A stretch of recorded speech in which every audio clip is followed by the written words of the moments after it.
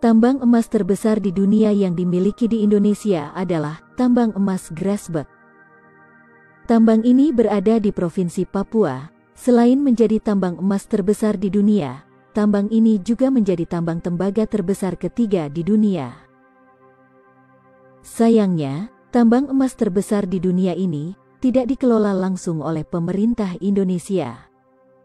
Hak pengelolaan area tambang Grasberg ini dimiliki oleh Freeport-McMoRan Copper and Gold dengan anak perusahaannya, PT Freeport Indonesia, yang menjadi pengelola langsung dari tambang emas ini.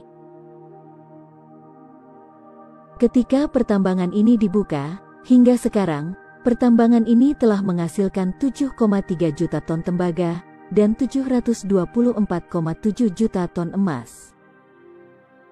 Kalau itu dibagikan pada setiap masyarakat Indonesia, maka setiap masyarakat Indonesia bisa mendapatkan kurang lebih 3 ton emas per kepala. Bisa dibayangkan jika itu terjadi, semua penduduk Indonesia akan hidup dengan bergelimang harta. Arab Saudi, Amerika, China dan semua negara di dunia tidak akan bisa menyaingi Indonesia. Indonesia akan menjadi satu-satunya negara super kaya jika tambang tersebut dikelola sendiri oleh Indonesia dari awal. Itu hanya emas, belum lagi tembaga, serta bahan mineral lainnya. Seharusnya nama kota di sana itu bukan Tembagapura, tapi lebih cocoknya Emaspura. Nama Tembagapura diberikan seolah upaya untuk menutupi mineral berharga yang mendominan di sana. Pertambangan ini dikelola oleh Amerika. Dengan kesepakatan awal mula pengelolaan tambang ini, presentasenya adalah 1% untuk negara pemilik tanah dan 99% untuk Amerika sebagai negara yang memiliki teknologi yang melakukan pertambangan di sana. Selain potensi hasil tambang emasnya yang begitu besar, tambang Grasberg ini juga mengandung bahan tambang lainnya, sebut saja tembaga dan perak, dengan jumlah estimasi cadangan kandungan yang ada, dalam jumlah yang sangat besar. Bahkan, ketika emas, perak dan tembaga di sana mulai menipis, ternyata, di bawah lapisan emas dan tembaga, tepatnya di kedalaman 400 meter, ditemukan kandungan mineral yang harganya 100 kali lebih mahal daripada emas. Kandungan mineral itu adalah uranium. Uranium adalah bahan baku pembuatan bahan bakar nuklir.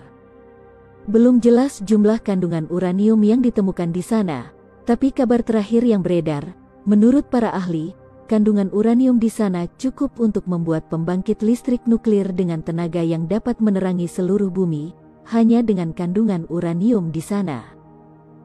Seperti yang pernah dikatakan oleh pengamat pertambangan, pada tahun 2005, Freeport sebetulnya sudah mengakui bahwa mereka menemukan uranium, meski katanya tidak signifikan. Kecurigaan ini diperkuat lagi dengan proses smelting biji tambang sebagian dibawa ke luar negeri. Jadi bisa saja ada kandungan uraniumnya. Waktu pihak dari PT Freeport dipanggil oleh DPR, mereka pernah mengakui adanya kandungan uranium, tapi katanya tidak signifikan, porsi uranium itu sangat kecil, jadi tidak ekonomis jika dilanjutkan ditambang. Ya, wajarlah mereka berkata begitu.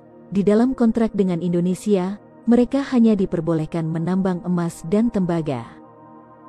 Ini akan sangat sulit bagi pemerintah Indonesia untuk membuktikannya. Perusahaan Freeport itu tidak terbuka dan tidak bisa diaudit di Indonesia, namun terbuka di luar negeri. Namun, jika pemerintah bisa membuktikan bahwa Freeport juga menambang uranium, maka pemerintah berhak memanggil dan mengauditnya, karena mereka beroperasi di Indonesia. Kecurigaan bahwa Freeport memproduksi uranium memang bukan hal baru. Pada masa pemerintahan Presiden Abdurrahman Wahid, Freeport pernah dituntut untuk ditutup oleh Menko Equine saat itu. Bagaimana pendapat kalian tentang hal ini?